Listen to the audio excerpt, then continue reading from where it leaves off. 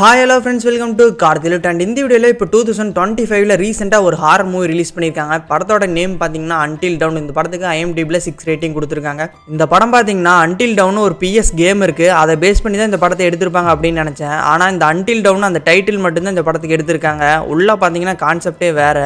இந்த படத்தை பற்றி இந்த வீடியோவில் ஃபுல்லாக டீட்டெயிலாக பார்க்கலாம். நீங்கள் நம்ம சேனல் இப்போ தான் ஃபஸ்ட் டைமாக பார்க்குறீங்கன்னா மறக்காம சப்ஸ்கிரைப் பண்ணி பெல் ஐகானை ப்ரெஸ் பண்ணிக்கோங்க. சரி, வாங்க வீடியோவை ஸ்டார்ட் பண்ணலாம்.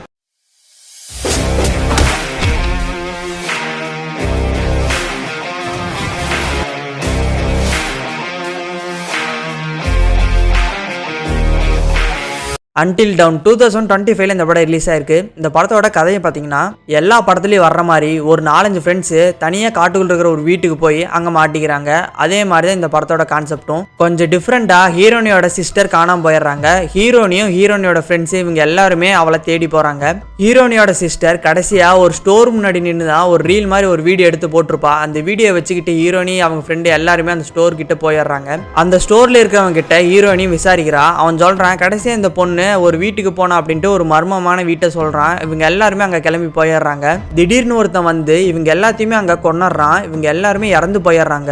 ஆனா கொஞ்ச நேரம் கழிச்சு இவங்க எல்லாருமே திரும்ப வந்துடுறாங்க. ஆனா இறந்தது இவங்க எல்லாத்துக்குமே ஞாபகம் இருக்குது. அண்ட் அப்படியே அவங்க அந்த வீட்டுக்குள்ளேயே மாட்டிக்கிறாங்க. ஒவ்வொரு தடவையும் இறந்து ஒவ்வொரு தடவையும் ரிப்பீட் ஆகிட்டே இருக்காங்க.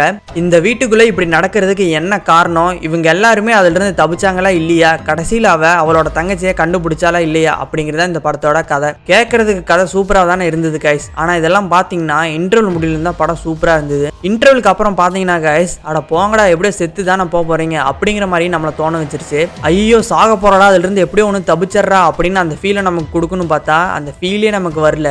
ஆனா மேக்கிங், சவுண்ட் எஃபெக்ட் எல்லாமே பாத்தீங்கன்னா தரமா பண்ணியிருக்காங்க. எல்லாமே கேட்கறதுக்கு அதுவும் பார்க்கறதுக்கு எல்லாம் சூப்பரா இருந்தது.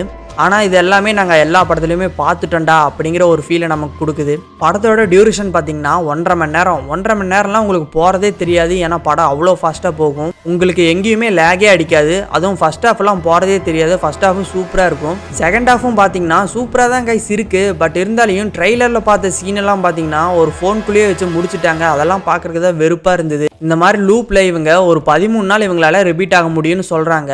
ஆனால் அதில் ஒரு 3 நாள் தான் கைஸ் இவங்க ரிப்பீட் ஆகிருப்பாங்க. 10 நாளையுமே அந்த ஃபோனுக்குள்ளே வச்சே முடிச்சுட்டாங்க. எவ்வளோ வெறுப்பாக இருக்குது. கிளைமேக்ஸ்லாம் பார்த்தீங்கன்னா அப்படியே பரபரப்பாக கொண்டு போகணும்னு இவங்க ட்ரை பண்ணுறாங்க. ஆனால் அந்த பரபரப்புலாம் எனக்கு வரவே இல்லை. மேபி நீங்கள் பார்த்தீங்கன்னா உங்களுக்கு நல்லா தான் இருக்கும்னு நினைக்கிறேன். கடைசியில் பார்த்தீங்கன்னா இந்த மாதிரிலாம் ஒன்று நடந்தா அப்படின்னு இவங்க 5 பேருமே காரில் ஏறி போயிடுறாங்க.